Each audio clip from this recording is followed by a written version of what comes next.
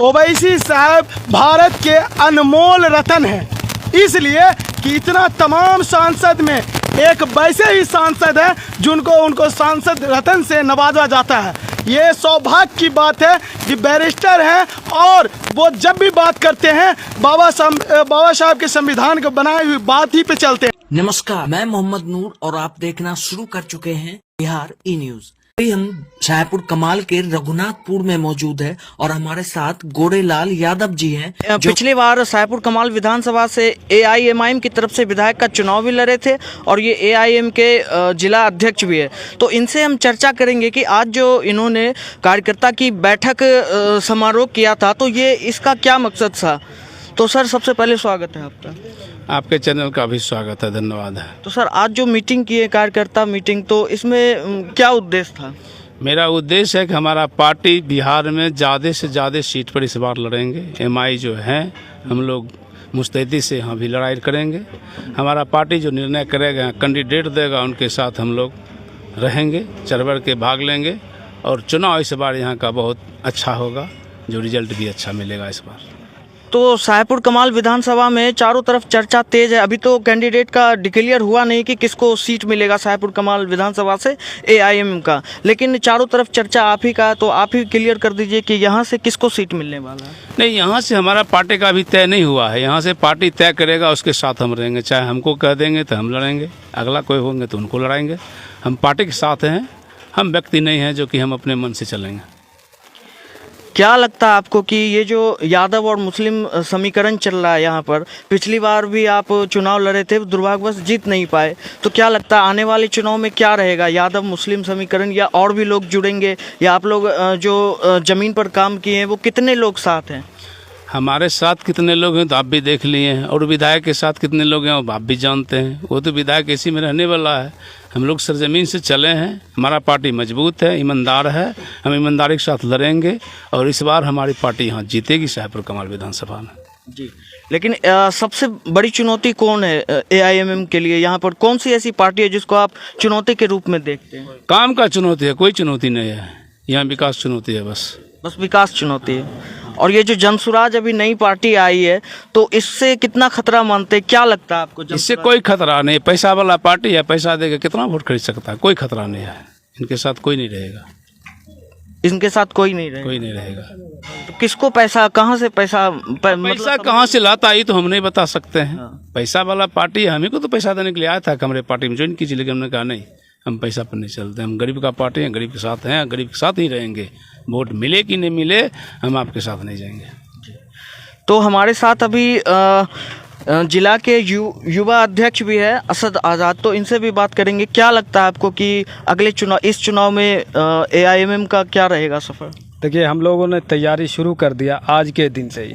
पीछे क्या हुआ, जो बीत गए, उसका हम लोग चर्चा नहीं कर रहे हैं। आज से हम लोग संगठन पे भी नए सिरे से जो काम होना है, संगठन कैसे बढ़ेगा, बूथ तक अपने लोग कैसे तैयार होंगे। वोटिंग में जो सबसे ज़्यादा अहम रोल अदा करता है, जो बूथ कमेटी रहता है, जो पंचायत कमेटी रहता है, वो हम लोगों ने बनाना शुरू कर दिया है। आज आप देख सकते हैं बैठक का जो आगाज़, जो आवाज़ लगाई गई थी कल शाम में कि कल सुबह 10 बजे बैठक होगा, सैकड़ों लोग मौजूद हो गए हैं। कोई पार्टी, बड़ी पार्टी भी इतना जल्दी कोई काम करेगी तो इतना भीड़ नहीं लगेगा, लेकिन लोगों की चाहत है, लोगों को बदलाव चाहिए, लोगों को काम चाहिए। लोग जो है ना उब गया है। शाहपुर कमाल विधानसभा ने मंत्री भी दिया, उसमें भी कोई काम नहीं हुआ। अब तो खैर विधायक है, उनसे भी कोई काम नहीं हो रहा। तो चुनौती, जो आप बोले चुनौती के बाद, चुनौती है, हम लोग जनता के बीच में जाएंगे। आपके लिए कौन कितना खरा उतरता है, कितना खरा उतरा है, अल्पसंख्यकों की आवाज़ कौन उठा रहा है, दलितों की आवाज़ कौन उठा रहा है, उस पर हम लोग काम करेंगे। पिछले 2020 में हम लोग चुनाव लड़े थे, उस टाइम हमारा संगठन उतना मजबूत नहीं था। जो हम लोग जैसे तैसे आनंद फानंद में, चुनाव से 20 दिन पहले सीट डिक्लेयर हुआ कि यहाँ पे जो है, यहाँ पे भी चुनाव लड़ेंगे और गोरेलाल जी कैंडिडेट रहेंगे। और उनके कार्यकर्ता सोशल मीडिया पे हर जगह यही बात बोल रहे हैं, हम बात की तो पूरा मत दलाल है, कोनो आदमी अच्छा है, बता दीजिए कौन अच्छा आदमी उनके साथ दलाल है, दलाल ऐसे बात करते रहते हैं। यादव का कार्यकाल एकदम बेकार। ललन का यादव का बेकार है और ललन यादव को जान है, इसको कोई नहीं बचा सकता इस बार। नई पार्टी आई है जनसुराज जो पे चुनाव लड़ने वाली है, तो क्या लगता है कि वो सोचते हैं? जनसुराज जो एक प्राइवेट लिमिटेड कंपनी है, आज आप प्रशांत किशोर को जान रहे हैं, कल उनका पैसा जो है ख़त्म हो जाएगा। प्रशांत किशोर कहाँ जाएगा आपको मिलेंगे भी, वो लंदन जाएंगे कि अमेरिका जाएंगे आपको खोज नहीं पाएंगे। लेकिन वो तो अभी पद यात्रा क्या यात्रा कर रहे हैं उसको नहीं मालूम। वो टेंट लगाते हैं, हर जगह जाते हैं, लोगों को लालच देते हैं, नौजवानों को लालच देते हैं कि तुम मेरे साथ आओ, हम तुमको मजदूरी देंगे। कोई सामाजिक कार्यकर्ता जो समाज के बीच में रहता है वो मजदूरी लेकर के काम करता है। मुखिया जी जो काम करते हैं किसी से मजदूरी लेते हैं कि हम तो हर काम कर दिलियो तो इतना मजदूरी दे, तो उसका ये मिशन है। बेगूसराय शाहपुर कमाल में भी सब नवसिखुआ जो है जिसको नेता बनने का एक हुब है कि हम आए, कोई डॉक्टर है, कोई एक्स IPS है, कोई पुलिस वाला था, उन लोग को ले लिया। उन लोग को लगता है कि विधायक हम आएंगे, प्रशांत किशोर अच्छा लालच ये दिया है कि 40 लाख रुपया हम क्षेत्र में खर्चा करेंगे।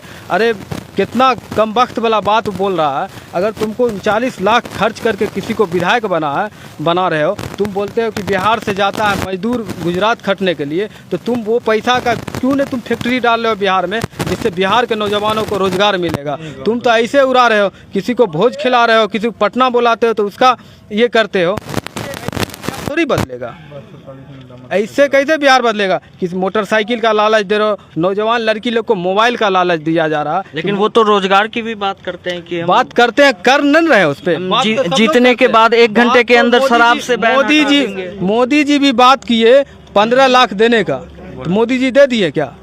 मोदी जी भी बोले थे कि 1 करोड़ रोजगार देंगे साल में, रोजगार दे दिए वो।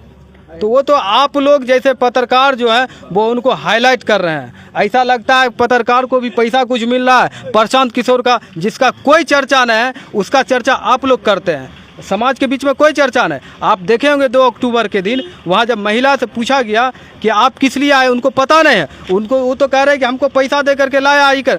अच्छा, बहुत सारी महिला उसमें वो बोलते हैं शराब 1 दिन में हम खोल देंगे। बहुत सारी महिला उनके प्रोग्राम में ये बोली कि शराब खोल देगा तो इसको झाड़ू से मारेंगे प्रशांत किशोर। ये प्रशांत किशोर की हैसियत है, पॉलिटिकल हैसियत। वो अपने आप को ये कहते हैं कि हम प्रशांत किशोर के बारे में पहले आप विस्तार से जानें।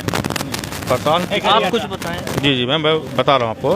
प्रशांत किशोर ये अमेरिका में काम करते थे। इनको मोदी जी 2010 में गुजरात लाए, 2010 में गुजरात लाया और 12 में इन्होंने मुख्यमंत्री मोदी जी को बनाए गुजरात का, 14 में प्रधानमंत्री बनाए देश का। और इनकी फंडिंग की जहाँ तक बात आई, जो बोलते हैं आप खर्च कहाँ से करते हैं, खर्च तो आप सब देख रहे हैं। आपने मोदी जी को लाया, आपने नीतीश जी को लाया, आपने स्टैनिस को लाया, आपने ममता दीदी को लाया, आपने उनसे काम में क्या उनके लेके आए।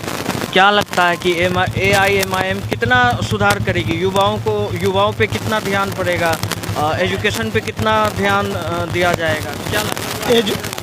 एजुकेशन की जहाँ तक बात कहे हैं तो जान लीजिए जिस पार्टी से हम लोग जिस पार्टी के लिए आए हैं एजुकेशन में, और वो इल्ज़ाम लगाया जाता है ओवैसी साहब पे कि वो हिंदू मुस्लिम करवाते हैं। वो जहाँ शिक्षा दे रहे हैं वहाँ हिंदू और मुस्लिम बच्चा को निःशुल्क शिक्षा दे रहे हैं। डॉक्टर ही है उनके पास, वो चिकित्सालय चला रहे हैं, काफ़ी बेहतर काम। और जान लीजिए वो भारत जो वो चिकित्सालय चला रहे हैं, क्या वो फ्री में इलाज कर रहे हैं? ये तो हमको जानकारी नहीं, मगर है उनके लिए सारा व्यवस्था किए हुए हैं और पेशेंट के लिए और फ्री में भी वो इलाज कराते हैं।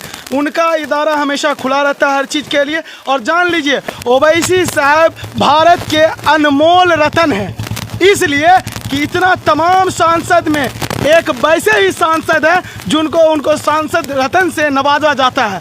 ये सौभाग्य की बात है कि बैरिस्टर हैं और वो जब भी बात करते हैं बाबा साहब के संविधान को बनाई हुई बात ही पे चलते हैं। तो उन पे ये आरोप क्यों लगता है कि वो बीजेपी की बी टीम? उसका रीजन क्या है कि 10 गलत जब चोर मिल जाएगा तो एक शरीफ को चोर कहेगा। यही हाल है। देख लीजिए कि चोरी, अनाप शनाप, गंदा लफ्ज का इस्तेमाल करता है। हिंदू मुस्लिम दंगा फहराने में जो है अहम रोल निभाता है ये जाहिल नेता लोग। ये लोग जानते हैं फूट डालो शासन करो, और इसी में वो लोग सक्सेस है।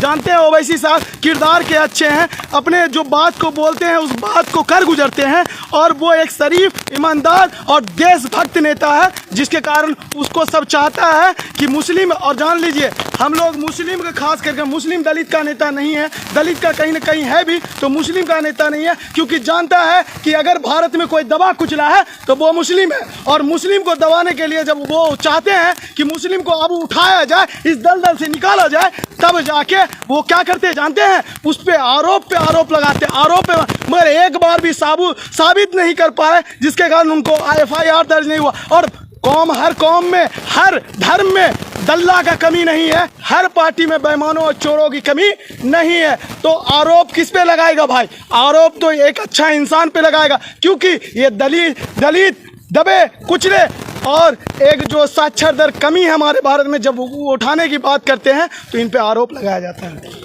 तो आप अभी देख रहे थे बिहार ई न्यूज़। हमने AIMIM के तमाम कार्यकर्ताओं और नेताओं से बात की, उन्होंने अपना पक्ष रखा। आप क्या सोचते हैं इस पर कमेंट करके ज़रूर बताएं।